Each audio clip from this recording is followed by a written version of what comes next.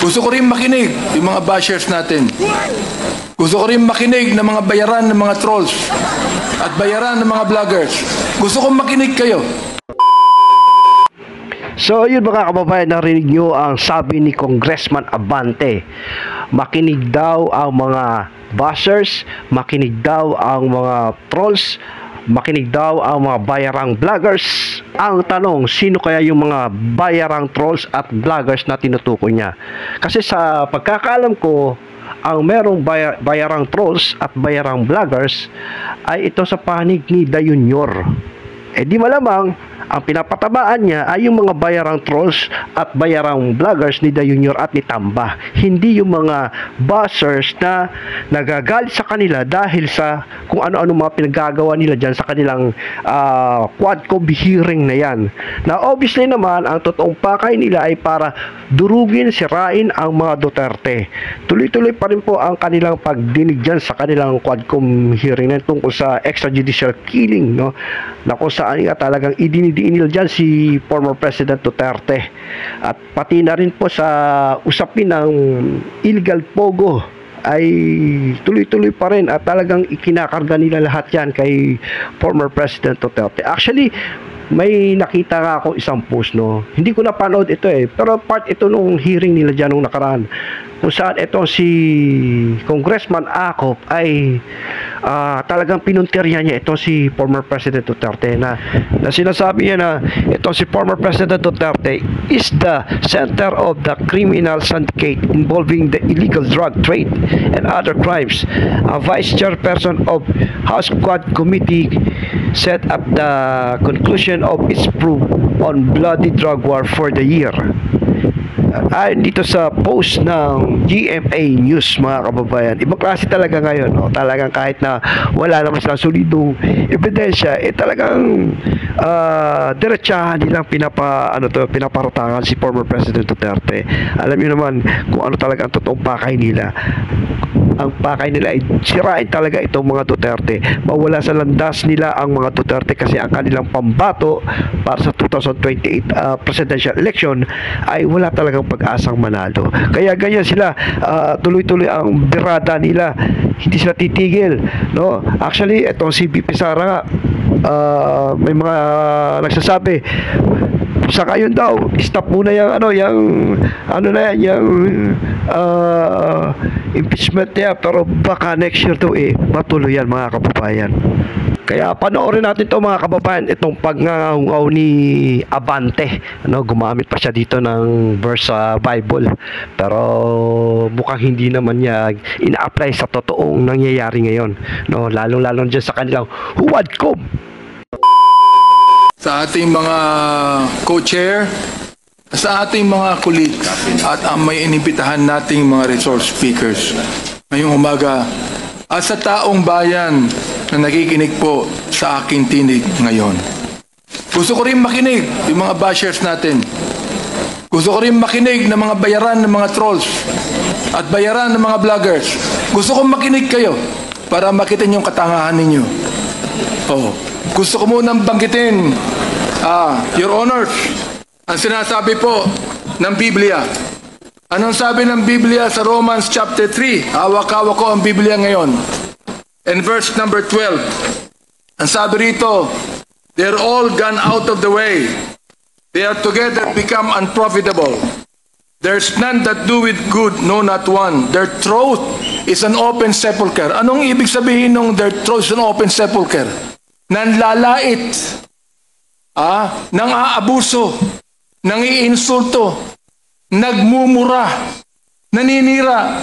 Yan ang ibig sabihin ng their throat is like an open sepulcher. With their tongues they have used deceit. The poison of the asp is under their lips, whose mouth is full of cursing and bitterness. Their feet are swift to shed blood. Destruction and misery are in their ways, and the way of peace have they not known. Kung meron kayong Biblia, tingnan nyo kung anong sinasabi dyan. Ito ngayon ang aking mensahe, tatlo lang Ano yon? galit, respeto, pagmamahal. Bakit may Quadcom? Bakit nagsama-sama ang public accounts, ang public order and safety, ang dangerous drugs at human rights? Sapagkat pare-pareho ang mga taong pinapatawag namin to shed light on what is happening to our country. Ang proliferation ng illegal pogo sa ating bansa dahilan sa pagdagsa ng mga Chinese na mahigit kumulang na 300,000. Ang tanong ay ganito, sino ang nagbigay ng birth certificate sa kanila na naniniwala kaming fraudulently acquired? Paano sila nakakuha ng passport?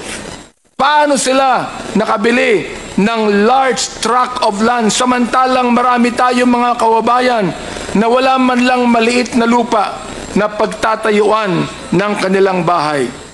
Fraudulently acquired lands through bogus corporations. Sinabi ng dating leader ng past administration na ginawa niya ang nagawa niya sapagkat, as I quote, "I love this country." Billions of pogo money exchanged hands between these Chinese and some high public officials in the past administration. Pagmamahal ba sa bayan ito? Or tulad ng sinabi ng Biblia, the love of money is the root of all evil? Pagmamahal ba sa bayan? If you allowed the hundreds of thousands of Chinese to come here who do not even love this country? Pagmamahal ba sa bayan na ilagay mo sa bingit ng alanganin ng ekonomiya ng bansa? Aber, gumanda ba ang bansa natin? Nabawasan ba ang korupsyon? Ang PNP na dapat magbigay ng proteksyon sa ating mamamayan ay naging kanlungan ng mga drug syndicates. Bakit? Pera. Kinakampihan natin ng war on drugs. Kinakampihan natin yan. Pero bakit kinakailangan may mamatay o pinatay ng mga 30,000 na tao na ang karamihan niyan ay mistaken identity, na ang iba ay mga bata? Ang sabi ng isang senador na nakaupo na dating PNP Director General, collateral damage. Collateral damage lang ba ang pagpatay? Yan ang gusto kong sagutin ng senador na yan. Collateral damage lang ba ang pagpatay kay Kian de los Santos? Collateral damage lang ba ang pagpatay sa isang 3 taong gulang sa Cebu? Collateral damage lang ba ang pagpatay sa isang 9 taong gulang na bata doon sa Caloocan? Collateral damage ang pagpatay sa isang pinagtanungan lang kung nasaan si Pilo. Hindi sa sinabi niya, hindi ko alam, pinatay yung pinagtanungan. Samantalang si Pilo ay buhay pa at naglalako ng drugs.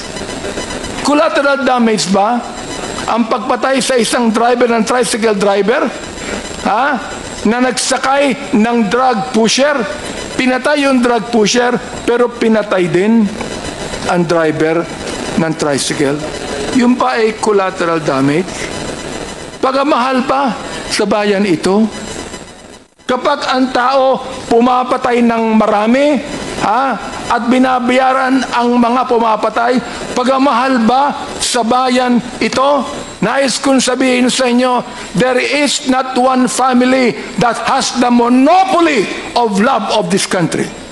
There are almost 120 million Filipinos, and most of these Filipinos love their country. Ayaw natin na mayroon lang isang pamilya na magsasabi na sila ang nagmamahal sa bansang ito. Galit tayo. Bakit may Quadcom? Galit tayo sa masama na tinutulak ang bansa sa kasamaan. Bakit may Quadcom?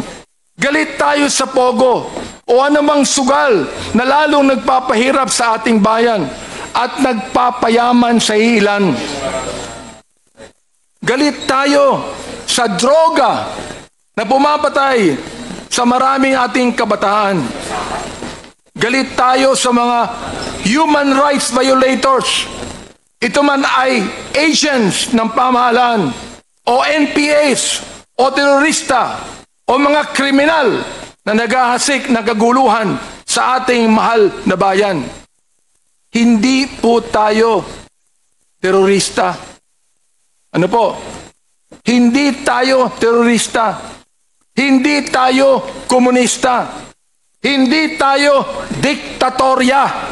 Tayo ay demokrasya na nagmamahal sa isang malayang bansa. May respeto sa saligang batas, sa karapatang pantao, sa mararangal na mga public officials, lalo na sa taong bayan. Ayaw natin ng proliferation of illegal gambling. Ayaw natin ng mga Chinese na gusto tayong sakupin. Ayaw natin ng ilang mga opisyal ng bayan na imbis na suportahan ang bayan ay nakikitulog sa higaan ng mga dayuhan. Ayaw natin ng illegal na droga. Ayaw natin ng patayan. Galit tayo dyan. Respetado natin ang batas. At dahil dito, mahal natin ang ating bayang Pilipinas. Yan, mga kaibigan, ang Quadcom. Kaya ngayon, nandito muli tayo. Tuloy po ang ating trabaho. Because we realize the gravity of the task before us. As a result of our hearings, we have already proposed legislation that will address the issues we have unearthed as we dug into the house and wife of extrajudicial killings. Pero hindi pa po natatapos sa pag-propose ng batas. As mentioned by our co-chair, Representative Barbers, we will also recommend the prosecution of those behind these monstrous killings.